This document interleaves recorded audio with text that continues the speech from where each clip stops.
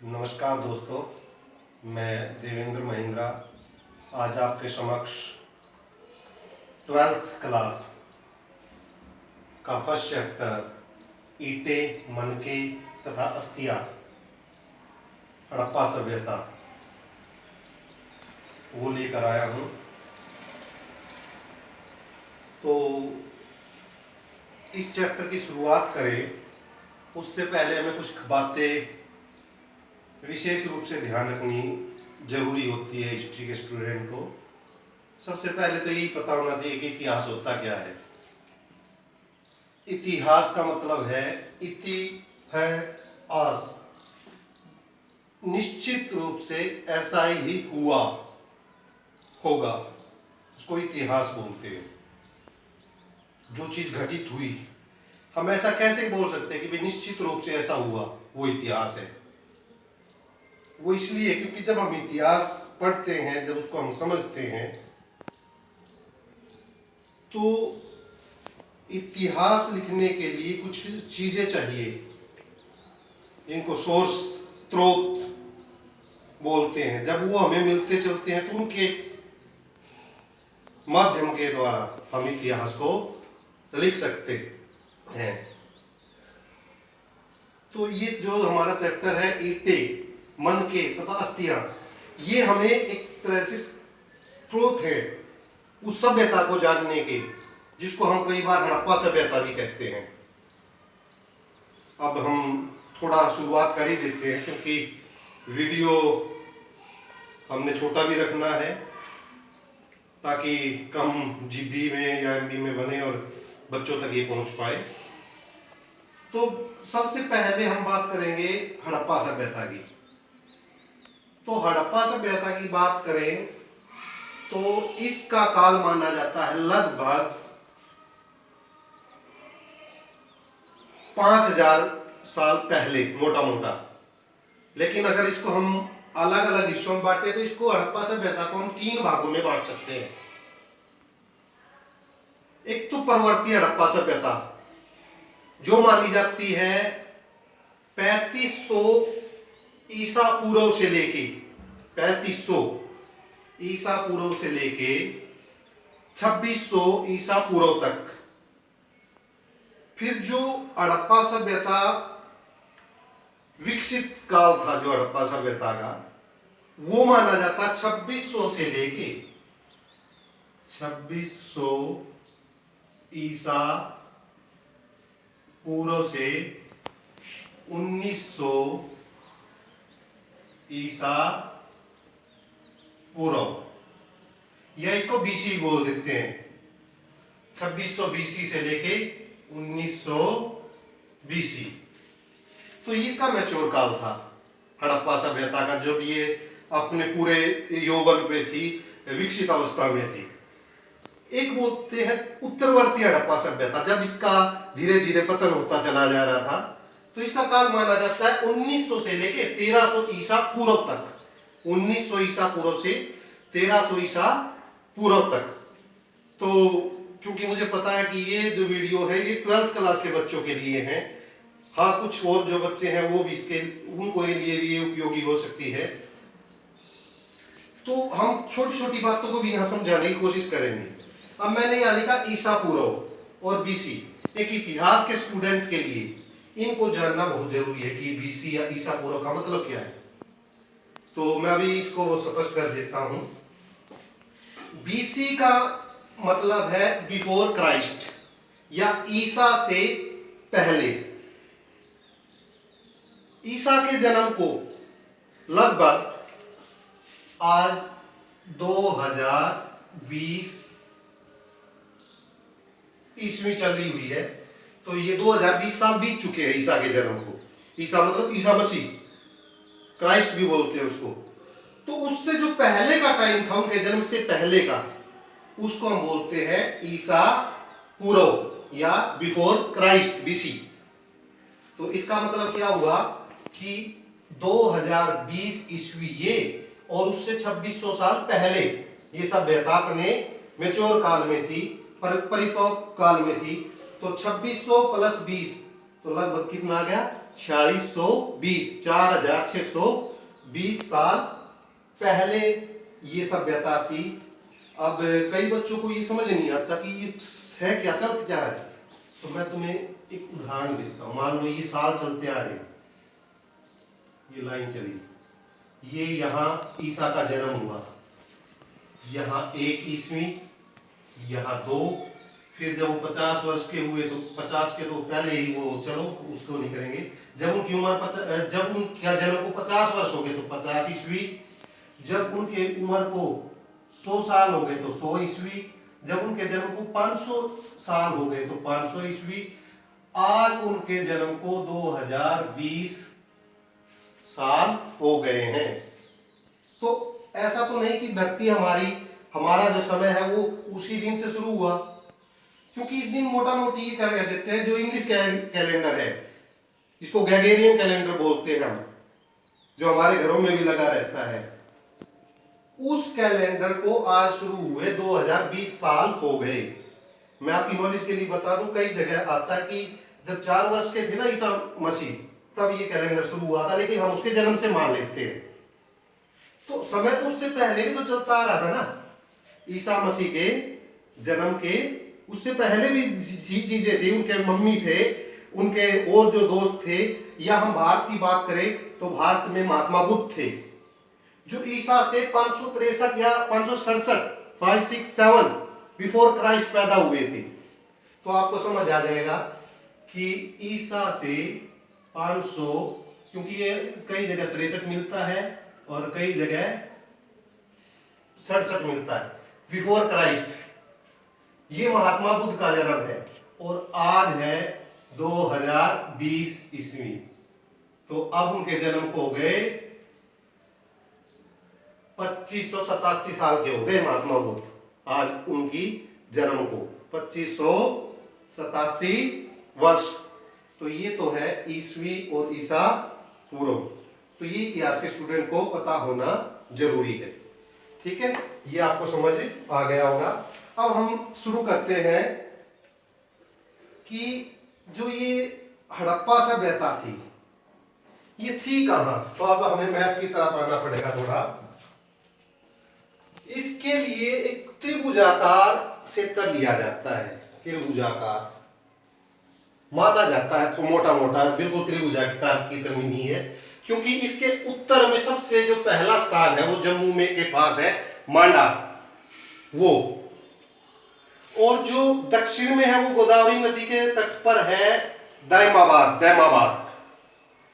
और जो पूर्व में स्थान माना गया है इसका पूर्वी क्षेत्र, वो माना गया है यहां एक हिंडन नदी है मेरठ के पास, और वहां थोड़ा पीछे जो हिंडन नदी है उसके तट के ऊपर, हिंडन नदी के साथ में आलमगीरपुर, तो उसको माना गया है। और जो दक्षिण में इसमें इधर पाकिस्तान में वर्तमान में दास्क नदी है, उसके नदी के तट पर सूतकांगे डोर है, उसको माना गया है। तो ये इस तरह से एक त्रिभुजाकार एरिया बनता है। इसमें इसके काफी सारे हड़प्पा सभ्यता के क्षेत्र हमें मिले हैं, काफी सारे क्षेत्र मिले हैं। अब इसको हड़प्पा सभ्यता क्यों कहते हैं, आपको पता होना चाहिए। इस सभ्यता को सिंधु घाटी की सभ्यता भी कहते हैं। आजकल एक और नया ट्रेंड चला, क्योंकि सबसे पहले हमें पता है कि इस सभ्यता का पता हमें हड़प्पा शहर में लगा था। हड़प्पा जो जगह है आजकल पाकिस्तान में है, और ये रावी नदी के तट पर है, ये याद रखनी है। सभ्यता का नाम सिंधु घाटी की सभ्यता भी कहते हैं, लेकिन जो हड़प्पा है वो रावी नदी के तट पर इसकी खोज की गई थी 1921 में दयाराम साहनी के द्वारा। फिर जो मोहनजोदड़ो है, जो लगभग 483 किलोमीटर दूर है, पाकिस्तान में है, ये भी फिल्म भी बनी थी अभी ऋतिक रोशन की उसके ऊपर, लेकिन फिल्मों में ऐतिहासिकता नहीं दिखाते। सीधी सी बात ये है, क्योंकि उनको तो मसाला चाहिए, कहानी चाहिए, मनोरंजन चाहिए, लेकिन इतिहास मनोरंजन का साधन नहीं है। इसमें तो कोशिश रहती है इतिहासकार की कि सच्चाई जो चीज है तथ्यों के साथ उसको प्रस्तुत करें, उसको इतिहास बोलते हैं। तो 483 किलोमीटर दूर लगभग मोहनजोदड़ो, ये सिंधु नदी के किनारे है। तो इसकी खोज हुई आर.डी. बैनर्जी, राखलदास बैनर्जी के द्वारा। उस समय हमारे जो भारतीय पुरातत्व विभाग है उसके अध्यक्ष थे जॉन मार्शल। 1924 में जब ये सभ्यता पता लगी कि हमारी जो सभ्यता है वो वैदिक सभ्यता से भी काफी पहले, क्योंकि हम मोटा मोटी ये मानते थे कि भारत में शहरों की जो विकास हुआ है वो 600 ईसा पूर्व हुआ है, यानी 600 बीसी। तो कितना माना गया कि 2600 साल पहले गंगा नदी की घाटी में भारत में शहरों का विकास हुआ, जैसे वाराणसी हो गया, काशी जिसको बोलते हैं, या फिर दूसरे शहर हो गए अयोध्या, काशी, कौशाम्बी, और भी कई है, चंपानगरी है, ये सारे। लेकिन जब 1924 में जॉन मार्शल ने, जब दयाराम साहनी, आर.डी. बैनर्जी और जॉन मार्शल के प्रयासों से जब ये सभ्यता प्रकाश में आई तो एकदम से भारतीय इतिहास काफी पीछे चला गया, लगभग 5000 साल पहले। क्योंकि मैंने आपको बताया कि हड़प्पा जो सभ्यता है उसका जो परवर्ती जो हड़प्पा सभ्यता है वो लगभग 3500 ईसा पूर्व तक जाती है। 3500 ईसा पूर्व का मतलब लगभग 5500 साल पहले। अभी मैं भिवानी में गांव है, वहां भी हाल ही में 2020 में ही ये कोरोना महामारी से पहले वहां खुदाई चल रही थी, तो वहां और नए एविडेंस मिलने लग रहे हैं। तो हम जो इतिहासकार होते हैं वो सबूतों, तथ्यों के ऊपर बात करते हैं। तो वो 5500 साल पहले के वहां परवर्ती हड़प्पा सभ्यता। फिर जो हड़प्पा सभ्यता जो मैच्योर काल है वो 2600 से लेकर 1900 ईसा पूर्व। तो इनके ऊपर आप बात करेंगे तो ये चैप्टर भी हमारा यही है, क्योंकि मैं ज्यादा लंबा नहीं खींचूंगा, क्योंकि मेरे को ये पूरा चैप्टर करवाना है 12th के बच्चों के लिए। तो इसीलिए थोड़ा सा हम इसको यहीं रखते हैं कि ये सभ्यता हड़प्पा सभ्यता थी। इसका हाँ, एक बात मैं आपको बताना भूल गया कि जो हड़प्पा सभ्यता थी, एक इतिहास में एक नियम है मोटा मोटा कि आम तौर पे जिस जगह हड़प्पा, जिस जगह भी किसी सभ्यता की खोज हो ना, जहां वो पहला केंद्र उसका मिले तो उसी के नाम पर उसका नाम रख देते हैं। तो सबसे अच्छा नाम इस सभ्यता का हड़प्पा सभ्यता ही इतिहास की दृष्टि से सटीक है। वैसे एक है नहीं, कुछ को सिंधु घाटी सभ्यता ही बोल देते हैं, आजकल इसको सिंधु सरस्वती घाटी सभ्यता ही बोल देते हैं, क्योंकि हमारे हरियाणा में, राजस्थान में सरस्वती, जो प्राचीन सरस्वती नदी थी उसकी और उसकी सहायक नदियों के, सिंधु घाटी की सभ्यता से भी, सिंधु घाटी से भी ज्यादा साइटें मिली है। बहुत ज्यादा स्थान अभी हाल ही के दिनों में वहां चल रहे हैं। तो अभी आगे चलते हैं, निर्वाह के तरीके कैसे थे इस सभ्यता के। भाई ये जो सभ्यता थी ये अपना जीवन चलाते कैसे थे, तो इसमें सबसे पहले तो था कृषि प्रौद्योगिकी। अब हमारा हरियाणा की बात करें, हरियाणा में फतेहाबाद डिस्ट्रिक्ट है और उसमें एक साइट मिली है बनावली, एक गांव है बनावली। तो वहां पर एक हल की प्रति वो मिला है, कह सकते हो आप, उसकी मिट्टी का खिलौना, हल जो खेतों में जोतते हैं ना, उसकी एक मिट्टी का खिलौना मिल गया। तो हमें क्या पता लगा कि जब बनावली में वो 4000 4500 साल पहले का हल का खिलौना मिला, तो हमें पता लग गया कि भाई उस समय हल जोते जाते थे, हल का प्रयोग होता था, तभी तो खिलौना बना। तो एक तो ये हमें किसका बारे में पता लगा, उस समय की कृषि प्रौद्योगिकी के बारे में हमें पता लगा। दूसरा, एक यहाँ अफगानिस्तान में एक जगह है सोरतुघई, वहां नहरों के अवशेष मिले हैं, टूटी फूटी बहुत, क्योंकि ये ना इतिहासकार जब जो पुरातत्वविद होते हैं बड़ी सावधानी से नहीं करते। तो सोरतुघई में हमें क्या मिला है, नहरों के अवशेष मिले हैं। ऐसे ही लोथल है गुजरात में। तो गुजरात में लोथल में हमें एक गोदी मिली है। गोदी एक तरह से बंदरगाह, आपको वो जहां पानी वाले जहाज उतरते थे, अपना सामान उतारते थे और लादते थे, वहां वो साइट मिली है। तो उससे क्या पता लगा कि यहाँ व्यापार भी होता था। एक हमें लोथल से एक मोहर मिली है जिसपे एक जलयान नाव का चित्र है, तो उससे ही पता लग गया कि भाई हाँ उस समय के लोग 4500 5000 साल पहले भी नावों के बारे में जानते थे। एक और एविडेंस मिला है हमें राजस्थान में, हनुमानगढ़ डिस्ट्रिक्ट में है शायद, कालीबंगा, वहां पर एक जुते हुए खेत के निशान मिले हैं। अब आप कहोगे कि 4000 4500 साल पहले के जुते हुए खेत के निशान कैसे मिल गए? ये तरीका होता है,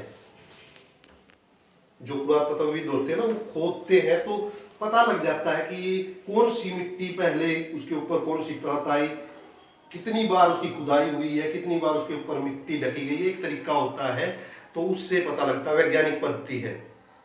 तो वहां हमें जुते हुए खेत के निशान मिले हैं, और ये समकोण पर दो तरफ से काट रहे थे हल्की रेखाएं इस खेत में, तो इससे दो बातें पता लगती है कि इस खेत में एक साथ दो फसलें भी बोई जाती थी।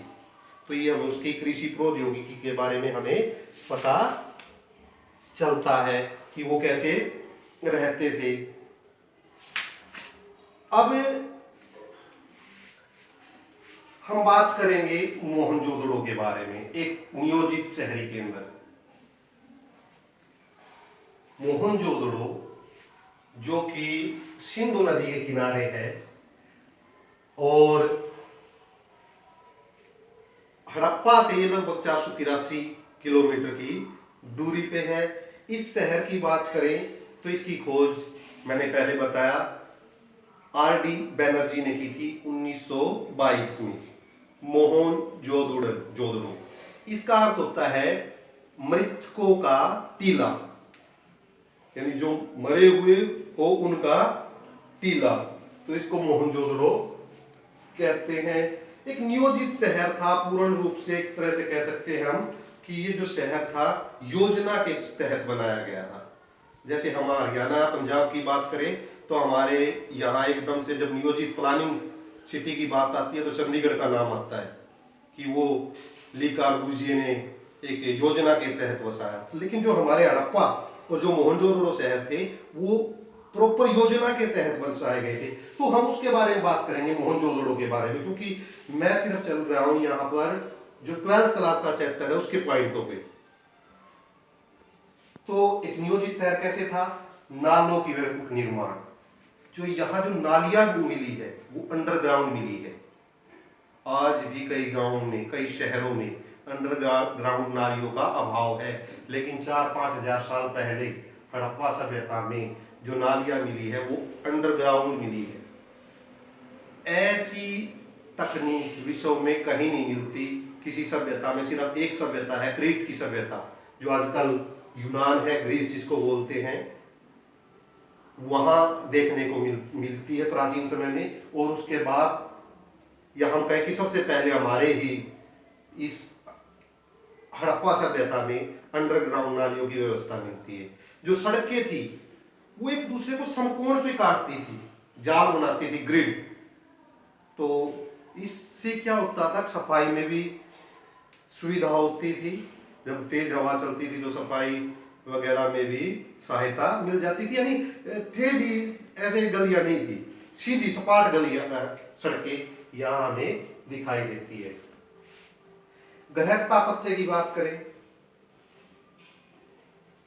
गृह स्थापत्य में जो भवन थे, मैं आपको एक फोटो दिखाना चाहता हूँ। मोहनजोदड़ो का एक बड़ा घर है ये, तो इस तरह के घर वहां हमें दिखाई देते हैं। सारे तो नहीं है इतने बड़े, लेकिन लगभग मोहनजोदड़ो के घर की एक विशेषता यही है कि वहीं स्नानागार होता था,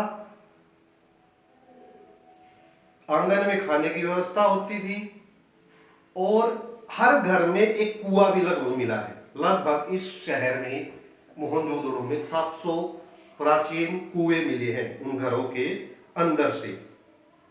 तो ये उस समय की एक बड़ी उपलब्धि है। फिर है दुर्ग। अब क्या है कि जो हड़प्पा है और जो मोहनजोदड़ो है, या कुछ और साइटें हैं, उनमें कई जगह दुर्ग मिला है। दुर्ग मतलब एक तरह किला। कैसे मिला है? जैसे हम यहाँ बात करें मोहनजोदड़ो की, तो मोहनजोदड़ो के पश्चिम में एक दुर्ग है, और जो पूर्व में है वो सामान्य लोगों की बस्ती वहां पर मिली है। अब ये भी आपको पता होना चाहिए क्या है, एक इतिहास के स्टूडेंट को इन चीजों का जानकारी होनी जरूरी है कि हमेशा ऊपर की तरफ उत्तर दिशा होती है, नीचे की तरफ दक्षिण, और राइट हैंड की तरफ हमेशा पूर्व दिशा होती है, और लेफ्ट हैंड की तरफ पश्चिम दिशा होती है। लेफ्ट, जैसे आप हम ऐसे खड़े होंगे किसी भी नक्शे की तरफ, जैसे इस नक्शे में भारत के नक्शे की बात करें तो ऊपर हमेशा उत्तर होगा, नीचे दक्षिण होगा, राइट हैंड की तरफ पूर्व होगा, और लेफ्ट हैंड की तरफ पश्चिम होगा। तो ये एक कोई भी नक्शा हो जो ठीक ठाक आदमी ने बनाया होगा, वो इसी तरह से ऊपर की तरफ हमेशा उत्तर, नीचे की तरफ दक्षिण, इस तरफ राइट हैंड की तरफ पूर्व, और लेफ्ट हैंड की तरफ पश्चिम। तो हम बात कर रहे थे कि जो हड़प्पा है उसके पश्चिम में दुर्ग मिला है। इस दुर्ग में कई सारी चीजें मिली हैं, जिससे सबसे बड़ा जो स्ट्रक्चर मिला है वो है विशाल स्नानागार। स्नानागार समझते हो ना, जैसे आजकल स्विमिंग पूल कह सकते हो आप, लेकिन उसकी खासियत क्या है कि वो 39 फुट तो लंबा है। मान लो यहां हम बनाए तो 39 फुट तो ये लंबा है, और 23 फुट ये चौड़ा है, और 8 फुट ये गहरा है। तो ये इसके उत्तर में और दक्षिण में इसमें उतरने के लिए स्विमिंग पूल या जो स्नानागार था इसमें उतरने के लिए सीढ़ियां बनी हुई है। इसके चारों तरफ कमरे बने हुए हैं, एक कुआं है जिससे इसमें पानी की व्यवस्था की जाती रही होगी। तो जब हम इसका अध्ययन करते हैं तो कई सारी बातें आती है कि ये था क्या, किस चीज के लिए इसका प्रयोग किया जाता था, क्योंकि अभी आगे लिपि के बारे में बात करेंगे, वो अभी हम पढ़ नहीं पाए हैं उस समय की। तो जो ये था इसके लिए अलग अलग इतिहासकारों के अलग अलग मत है। कोई तो कहता है कि ये कोई कर्म कांड करने के उद्देश्य से ये जो स्नानागार है बनाया गया था, अलग अलग विचार है। लेकिन हम एक मोहनजोदड़ो में एक मिली है मूर्ति, पुरोहित राजा की तस्वीर मिली है, ये इसको ध्यान से देखिए। तो इस हिसाब से मोहनजोदड़ो में मिली है। दाढ़ी की हुई है, सर पे भी कुछ बांध रखा है, और एक खास गौर करने की जरूरत है कि इसने एक चद्दर सी भी ओढ़ रखी है, और उस चद्दर के ऊपर कुछ बेल बूटे भी दिखाई दे रहे हैं। तो हम जो इतिहासकार होते हैं, जो पुरातत्वविद होते हैं, इन्हीं चीजों से इतिहास को लिखने की कोशिश करते हैं। जब लिखित एविडेंस नहीं मिलते, जब अभिलेख नहीं मिलते, तो इन्हीं चीजों से हमें कोशिश रहती है। तो ये क्या था कि उसी समय जब ये 5000 साल पहले भारत में हड़प्पा सभ्यता थी, इसके समकालीन ईरान की तरफ, इराक का जो हिस्सा है उसकी तरफ एक सभ्यता थी, मेसोपोटामिया की सभ्यता। तो उससे तुलना करके, क्योंकि वहां के हमें लिखित दस्तावेज साक्ष्य मिले हैं, तो उसके आधार पर हम ये समझते हैं कि जो समय के थे कि भाई वहां जब पुरोहित राजा राज करते थे, एक तरह से जो कर्मकांड करते थे वो राज करते थे, तो यहाँ भी ऐसा रहा होगा। तो इस हिसाब से हम उसका वर्णन करते। तो एक दुर्ग मिला है मोहनजोदड़ो में। दूसरा, एक मोहनजोदड़ो में सबसे बड़ी जो स्ट्रक्चर मिली है अनागार, जहां फूड को, अनाज को सुरक्षित रखते हैं, जैसे आजकल एफसीआई के बड़े बड़े हैं, तो वो एक बड़ी इमारत यहाँ पर मिली है। तो ज्यादा मैं इसमें नहीं जाऊंगा। ये कुल मिला के मोहनजोदड़ो एक विकसित, या हम कहें कि पूरी तरह से योजना के तहत नालियों का अच्छा प्रयोग था। यहाँ अंडरग्राउंड नालियां थी, सड़कें थी जो संपूर्ण प्रकार की थी, गृह स्थापत्य, एक बात रह गई है गृह स्थापत्य में कि ये लोग जो थे ना, ये अपनी प्राइवेसी का विशेष ध्यान रखते थे। हड़प्पा सभ्यता के लोग ज्यादातर साइटों पे जो घर मिले हैं वो मेन सड़क पे न खुल के अंदर वाली गलियों की तरफ खुलते थे। ये इस सभ्यता की खासियत है कि जो घर है वो मेन मुख्य सड़क के ऊपर न खुलकर अंदर वाली गलियों में खुलते थे, जो अपेक्षाकृत कम चौड़ी होती थी। बनावट भी घरों की ऐसे है कि सीधा बीच में नहीं कि घर कोई आए तो पूरे घर का एकदम से अवलोकन कर पाए। ऐसे था कि जैसे अवलोकन करने में प्राइवेसी घर की जो बनी रहे, ये इनकी जो मोहनजोदड़ो है उसकी विशेषता है। तो हम आगे चलते हैं। हम सामाजिक भिन्नताओं का अवलोकन। तो जो समाज था उस समय का, हड़प्पा सभ्यता का 5000 साल पहले का, ना तो उसके कोई दस्तावेज मिले हैं, लिखित नहीं मिले हैं, अभिलेख नहीं मिले हैं, उसकी लिपि को अभी पढ़ा नहीं गया, तो कैसे हम उनका पता लगाए? तो एक विधा है, एक तरीका है समाधान, यानी जो उनके कब्रिस्तान होते हैं उनको देखना कि उनमें क्या क्या है, उनको खोज करना एक जासूस की तरह। जैसे हमने पता है कि मिस्र, जिसको इजिप्ट बोलते हैं, वहां विशाल पिरामिड मिले हैं और उनके अंदर आपको पता होगा कि ज्यादातर राजा महाराजाओं के कब्र 100 मिले हैं और उनके साथ जो राजा महाराजा की कब्र थी उनके साथ विशाल खजाना या आभूषण या जो उनके उपयोग में चीजें होती थी वो मिली है। तो इसी हिसाब से हमने भी उस समय के समाधानों का प्रयोग जब उसकी देखा तो एक तरीका होता है समाधान को चेक करने का, तो हमें भी काफी सारी चीजें वहां मिली है। ये हमारे यहाँ एनसीईआरटी में एक पिक्चर भी दे रखी है, ये आप ध्यान से देखिए, दिल्ली म्यूजियम में है।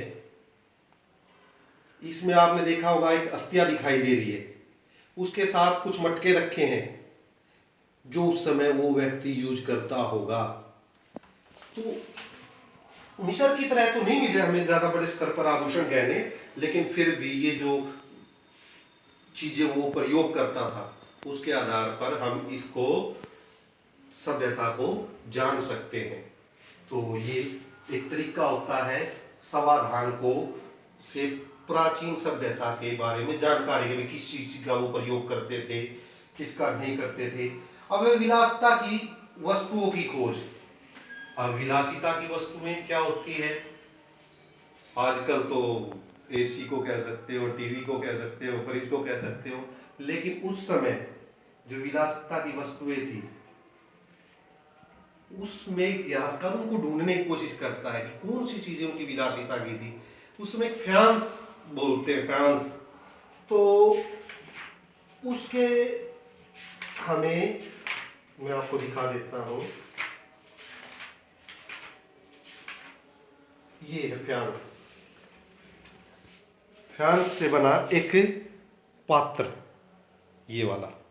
अब ये फ्रांस होता क्या था? फ्रांस होता था एक जो बालू मिट्टी होती है ना, पतली बारीक मिट्टी हो जाती है, उसमें कोई चिपचिपा पदार्थ मिला के, रंग मिला के, और उससे ये जो बर्तन बनाए जाते थे। तो हो सकता है कि इसमें कोई कीमती चीजें, सुगंधित वस्तुएं वगैरह रखते हो, तो इससे हमें पता लग जाता है। जो उस समय की चक्कियां हैं आटा पीसने की, उनसे हमें उनके बारे में, जीवन के बारे में पता लगता है। सुइया मिली है, झावा मिला है, तो ये सारी चीजें हमें उनकी जीवन के बारे में जानकारी देती है। जैसे चंद्रदुड़ों की बात करें जो आजकल पाकिस्तान में सिंध में है, तो वहां लिपस्टिक, माला के मनके होते हैं, वो दिखाएंगे अभी आपको फोटो, तो वो सारे के सारे हमें इस सभ्यता में मिले हैं। और उन सब के मालाओं से, मनकों से इसकी विलासिता के बारे में हमें पता लग जाता है कि उस समय का जीवन कैसा था, किस किस चीजों की वो प्रयोग करते थे। अब है शिल्प उत्पादन के विषय में जानकारी। भाई जो शिल्प था उनका, मालाएं थी, जो उनके आभूषण थे, या जो दूसरी चीजें थी वो हमें कितनी जानकारी इसके बारे में देखते थे। देखिए ये उस समय की जो माला है उसका ये फोटो है, एनसीईआरटी में दे रखा है। ये एक उपकरण है चीजों को बनाने का। तो ये चीजें शिल्प उत्पादन के बारे में हमें जानकारी देती है। उत्पादन केंद्र की पहचान कैसे होती है, जैसे हमें पता है कि आज भी कोलार कर्नाटक में सोने की खान है, अफगानिस्तान से सोना मिलता है, राजस्थान खेतड़ी में तांबे की खान आज भी है, उस समय भी थी इस खेतड़ी में, तो वहां से इनको तांबा प्राप्त हो जाता था। लार्जवर्थ मणि है वो अफगानिस्तान से प्राप्त होती थी। जो बालाकोट नागेश्वर है वहां से शंख घोगे जिनका वो प्रयोग करते थे वो प्राप्त हो जाते हैं। तो इन सब चीजों से हमें उस समय की जानकारी मिल जाती है कि भाई उस समय का शिल्प उत्पादन कैसा था। ये एक और दिखाना चाहूंगा ताकि आपको पता लगे कि उस समय के जो मिट्टी की बनी वस्तुएं थी वो कैसी थी। ये उस समय का मृद भांड दे रखे हैं, इनको मृद भांड कहते हैं।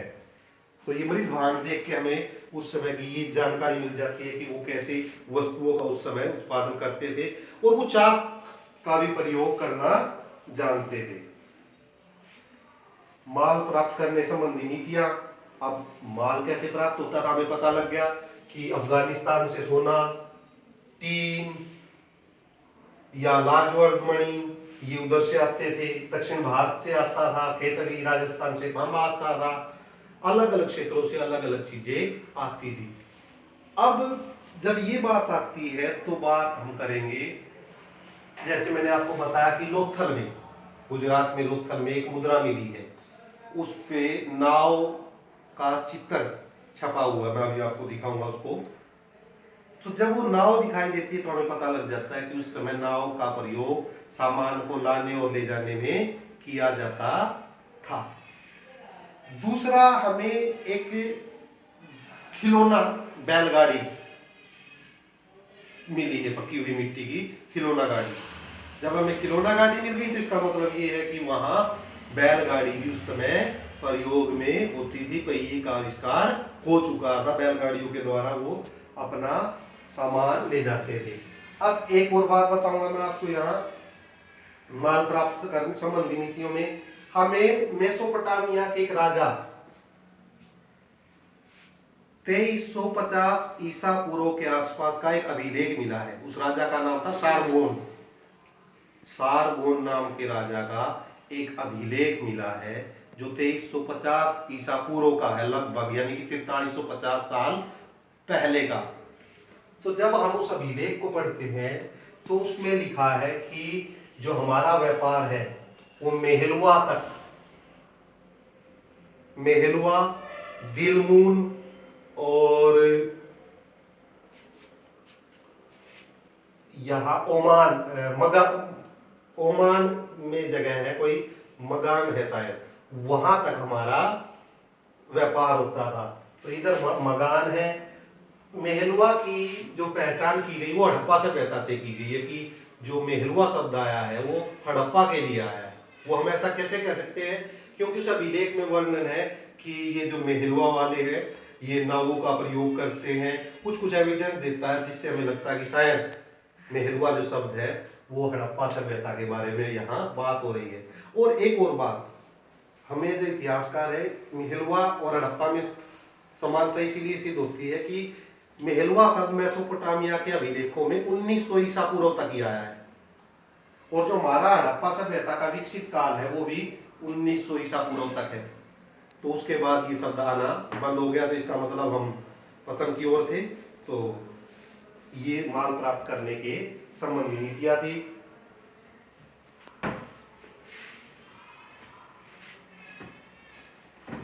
अब है मोहरे, लिपि तथा पाठ। भाई मोहरे क्या होती है, लिपि, बाढ़। मोहरों की बात करें तो सैल खड़ी की मिट्टी की मोहरे मिली है हड़प्पा सभ्यता में काफी सारी। ये मैं आपको दिखाता हूँ, ये है मोहरे। कुबड़ वाला बैल वहां छपा हुआ है, हड़प्पा मोहर लिपि है, ये पढ़ी नहीं गई अभी तक हड़प्पा सभ्यता की। ये बाट है चट पत्थर के बने हुए, ये मनके हैं, कोई ढोलाकार है, ठीक है। तो इनसे हमें पता लगता है। तो जो मोहरें मिली है उन पे कुबड़ वाला बैल है, तो हो सकता है कुबड़ वाला बैल उन लोगों के लिए पवित्र रहा हो। मोहरों की एक और खासियत है, जब हम सामान वगैरह को लाते ले जाते हैं तो वो लोग क्या करते थे कि सामान को भर के जो दूर क्षेत्रों में जाना होता तो उस पे उस मोहर का मुद्रांकन कर देते थे। मुद्रांकन का मतलब उसके ऊपर वो छाप बना देते थे।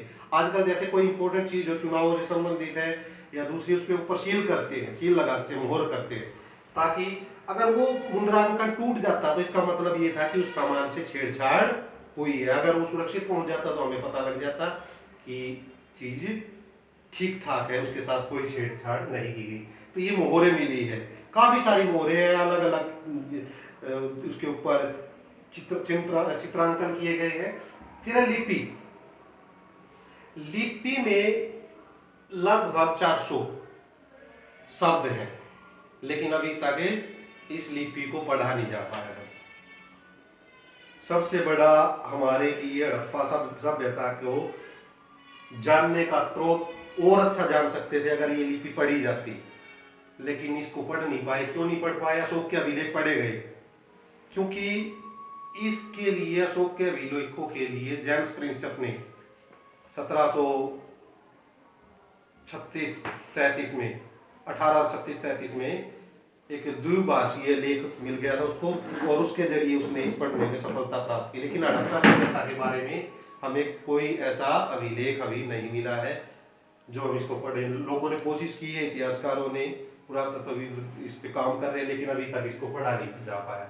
400 के आसपास इसमें लेख है, लेकिन पढ़े नहीं गए हैं। बाट मतलब जो वजन को मापने के चट पत्थर के, मैंने आपको दिखाए भी हैं, ये बाट होते थे उस समय के, ये चट पत्थर के। इनकी खासियत क्या है कि ये 2, 4, 8, 16, 32 ऐसे गुणक में चलते थे, और नीचे की तरफ जाए तो ये दशमलव में भी इनका यूज होता था। जो छोटे बाट होते थे उससे कीमती वस्तुएं तोली जाती होगी, और जो बड़े थे उनसे अनाज वगैरह का, तो क्योंकि हमें कई जगह तराजू के जो पल्ले होते हैं धातु के बने हुए वो भी मिले हैं। एक रहस्यमय लिपि, मैंने इसके बारे में बता ही दिया आपको कि अभी तक ये लिपि पढ़ी नहीं गई। हाँ, इसकी खासियत क्या है, हम जो लिपि लिखते हैं वो बाएं साइड से, ये मेरा बायां हाथ है, हम यहाँ से लिखना शुरू करते हैं और दाएं तरफ जाते हैं, लेकिन जो ये लिपि है वो दाएं से बाएं की तरफ लिखी हुई है। अब आप कहोगे कि जब वो पढ़ी ही नहीं गई तो आप ऐसे कैसे कह सकते हो कि वो दाएं से बाएं की तरफ लिखी जाती थी? तो इसका भी इतिहासकार एक वैज्ञानिक तरीका है। जब हम लिखते हैं तो शुरू में बड़ा लिखना शुरू करते हैं, मैंने कोई बात लिखनी शुरू की, लेकिन जब लाइन खत्म होने को आती है तो वो लिखावट छोटी होती आती है। तो हड़प्पाई जो लेख है उनमें जब हम लेफ्ट की तरफ जाते हैं तो वो जो अक्षरों की बनावट है वो छोटी होती जाती है। तो इससे हमें पता लगता है कि वो लोग दाएं तरफ से शुरू करके बाएं तरफ लिखते थे। एक खासियत और, ज्यादातर जो विद्वान है इतिहास के वो इस बात पर सहमत है कि ये जो लिपि थी वो चित्रात्मक थी, भाव चित्रात्मक। ये जो चित्र है 400 के आसपास, इसमें किसी भाव को दर्शाया गया है, ना कि जो आजकल हम पढ़ते हैं अक्षरों को, तो वो भाव चित्रात्मक लिपि थी। अब हम बात करेंगे प्राचीन सत्ता की। मैंने अभी आपको बताया कि प्राचीन सत्ता कैसी थी, शासन व्यवस्था कैसी थी। तो प्रासाद की बात करें, प्रासाद का मतलब होता है महल, किला, जहां राजा रहता है। तथा शासक कैसे थे, तो मोहनजोदड़ो में भी हमें एक दुर्ग मिला है, हड़प्पा में भी दुर्ग मिला है, कई जगह और भी दुर्ग मिले हैं, लेकिन सारी बस्तियों में दुर्ग नहीं मिले, कईयों में दुर्ग नहीं भी मिले हैं, कई साइटों पे, कई छोटी साइटें भी है, कई बड़ी भी है। तो शासक के बारे में अभी पूरा फैसला नहीं हो पाया कि उस समय के शासक थे कैसे, लेकिन मोटा मोटी ये है कि उस समय के जो शासक थे मेसोपोटामिया के आधार पर, क्योंकि उसके समकालीन थी, तो लोगों का, विद्वानों का ये विचार है कि हो सकता है कि वहां भी पुरोहित राजा वहां राज करते हो। अब है सभ्यता का अंत। जो हमारी इतनी बड़ी सभ्यता थी, ये मैंने बताया 1500 के आसपास, 1500 से ज्यादा साइटें यहाँ इस त्रिभुजाकार क्षेत्र में, सिंधु, सरस्वती या उसकी सहायक नदियां जैसे चौतांग नदी हो गई, घग्गर आकरा नदी हो गई, हमारे हरियाणा राजस्थान में उनके केंद्रों पर मिली है। तो वो उनका पतन कैसे हुआ, वो कैसे एकदम से नष्ट हो गई, तो विद्वानों के अलग अलग विचार हैं। मोटा क्योंकि टाइम कम लेना है थोड़ा सा, इसीलिए मैं थोड़ा सा शॉर्ट में आपको बता देता हूँ। कुछ विद्वान कहते हैं कि हो सकता है कि हड़प्पा सभ्यता पर आर्यों का आक्रमण हुआ हो। ये थ्योरी खासकर हम मोहनजोदड़ो के बारे में विद्वानों ने देने की कोशिश की है कि मोहनजोदड़ो पे शायद आक्रमण आर्यों का रहा हो। ये थ्योरी कैसे दी? अब हम ऋग्वेद की बात करते हैं। ऋग्वेद का काल, वैदिक काल, जो ऋग्वेदिक काल है, दो भागों में बांटा जाता है, वैदिक काल और उत्तर वैदिक काल। वैदिक काल का टाइम माना गया 1500 से 1000 ईसा पूर्व, 1500 ईसा पूर्व से 1000 ईसा पूर्व। तो ऋग्वेद में इंद्र का वर्णन आता है और उसको पुरंदर कहा गया है। पुरंदर का मतलब पुरों को नष्ट करने वाला। और उस समय जो हमें पता है कि जो आर्य सभ्यता थी, जो बाद की सभ्यता थी, वो एक जो पुरंदर के बारे में कहा है, उसके बारे में, पुरंदर यानी पुरों को नष्ट करने वाला। तो हड़प्पा जो मोहनजोदड़ो है, उसमें एक साइट है, एक जगह है, उस पर कुछ 100 भी मिले हैं, 16 के आसपास संख्या में। तो उसके आधार पर कुछ विद्वानों ने ये कोशिश की है कि भाई ये शायद आर्यों की सभ्यताओं का आक्रमण हुए, तो उसके कारण ये सभ्यता नष्ट हो गई। लेकिन बाद के विद्वानों ने सिद्ध किया कि जो 100 मिले हैं मोहनजोदड़ो में, वो एक काल के नहीं है, उनमें समय का अंतर है। तो ये बहस का विषय है, चलो हम इसमें नहीं पढ़ेंगे, हम सिर्फ कारण गिन लेते हैं। एक तो आर्यों का आक्रमण, दूसरा है महामारी। कई विद्वानों का विचार है कि कोई महामारी फैली होगी उस समय और उसके कारण वो सभ्यता नष्ट हो गई। तीसरा है बाढ़ का आना। कुछ विद्वान कहते हैं कि शायद बाढ़ आई और बाढ़ के कारण ये सभ्यता नष्ट हो गई। कुछ ने इसका भूकंप के कारण कहा है कि भूकंपों के कारण भूकंप आए होंगे और ये सभ्यता नष्ट हो गई। कुछ कहते हैं कि नदियों ने अपना जो प्रवाह क्षेत्र है वो बदल लिया, इसके कारण नष्ट हो गई। कई ने कहा कि जरूरत से ज्यादा इस सभ्यता को दोहन किया गया, तब ये सभ्यता नष्ट होगी। तो अलग अलग थ्योरी है जिनके ऊपर लोगों के विचार है कि ये सभ्यता नष्ट हुई। लेकिन हम कुल मिला के ये कह सकते हैं कि कोई एक कारण नहीं रहा होगा जो इस सभ्यता के नष्ट होने में, कई कारणों से मिलके जो प्राचीन सभ्यता थी, जो 1900 ईसा पूर्व तक, 2600 से लेकर 1900 ईसा पूर्व तक अपने चरम पर थी, धीरे धीरे नष्ट हुई। तो इसके पीछे कोई ना कोई एक कारण न कर कई कारण रहे होंगे। अब है हड़प्पा सभ्यता की खोज, मैं आपको बता चुका हूं। कनिंघम का भ्रम। कनिंघम 1861-60 के आसपास भारत में जो पुरातात्विक सर्वेक्षण के विभाग के ये अध्यक्ष थे, तो इनको भी हड़प्पा सभ्यता की मोहर मिली थी। इन्होंने अपने उसमें चित्रांकन भी किया, लेकिन ये समझ नहीं पाए, क्योंकि 1853 के आसपास यहाँ पाकिस्तान में रेलवे लाइन बिछाने का, लाहौर से मुल्तान की तरफ रेलवे लाइन बिछाने का काम चल रहा था। तो वहाँ इनको कुछ मोहरे, कुछ चीज़ें मिली थी, ईंटें मिली थी, और उन ईंटों का प्रयोग भी किया गया तो रेलवे लाइन की पटरियों को बनाने में। लेकिन ये समझ नहीं पाए उस समय की सभ्यता को कि ये कितनी पुरानी सभ्यता है। इसके बारे में 1826 में भी थोड़ी सी जानकारी मिली, लेकिन जो व्यापक रूप से काम हुआ वो 1921 के आसपास दयाराम साहनी, और फिर मोहनजोदड़ो में 1922 में आर.डी. बनर्जी ने, और फिर जो अध्यक्ष थे हमारे जॉन मार्शल की अध्यक्षता में ये हुआ। अब है एक नवीन प्राचीन सभ्यता।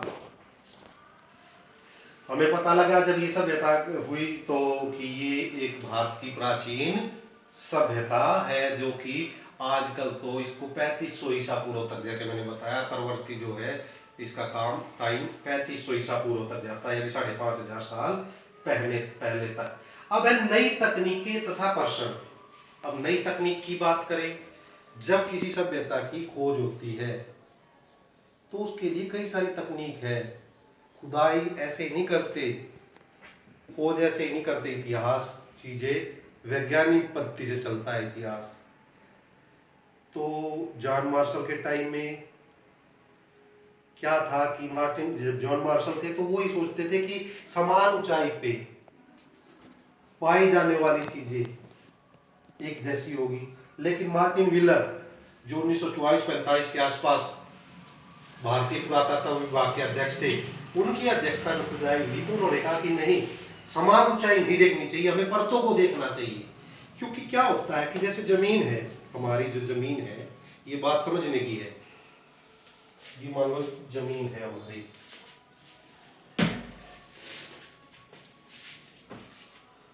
ये हमारी जमीन है।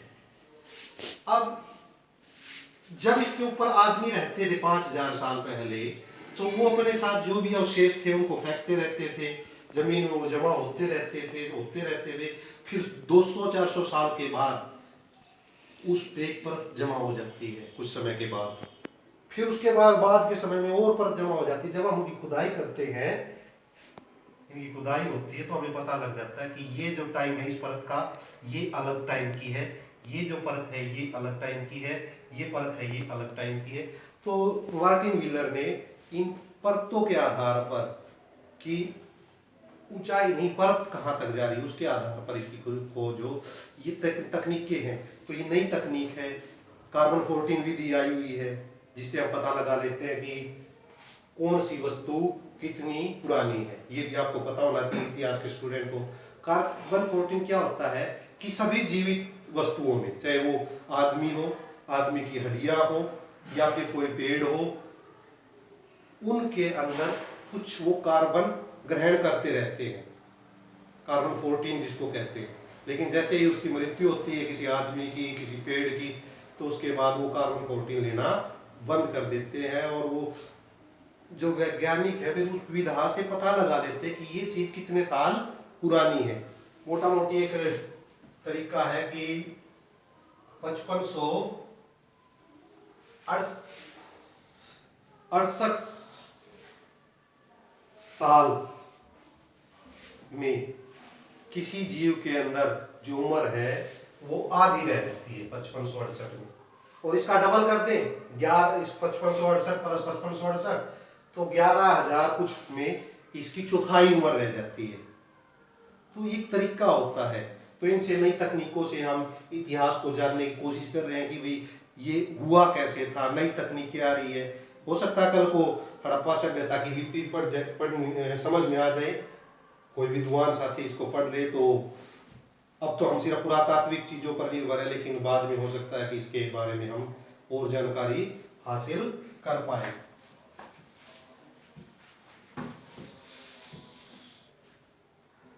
अब है अतीत को जोड़कर पूरा करने की समस्याएं हैं। खोजों का वर्गीकरण किया गया है, व्याख्या की समस्याएं हैं। ये चलो मैं आपको बता ही देता हूं कि कुल मिला के ये है कि भाई जो ये हमारा चैप्टर था ये हम पूरा करते हैं अभी, क्योंकि वो चीज़ें जो मैंने आपको पहले ही बता दी कि कैसे वर्गीकरण होता है, और 1 घंटे के आसपास ये वीडियो हो चुका है, और YouTube पर डालने में भी टाइम लग गया, तो मैं ज़्यादा नहीं लंबा नहीं खींचूंगा।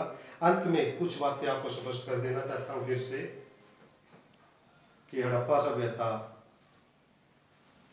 हमारे देश की सबसे प्राचीन सभ्यता है, और इसका काल जैसे मैंने आपको बताया परिपूर्ण काल 2600 ईसा पूर्व से 1900 ईसा पूर्व के बीच में है। 2 प्रमुख शहर इसके शुरू में खोजे गए थे, जिसको हड़प्पा 1921 में राखलदास दयाराम साहनी, और मोहनजोदड़ो जिसकी खोज की थी R.D. बैनर्जी ने, राखलदास बैनर्जी ने 1921-22 में दोनों शहरों की खोज हो चुकी थी। वर्तमान में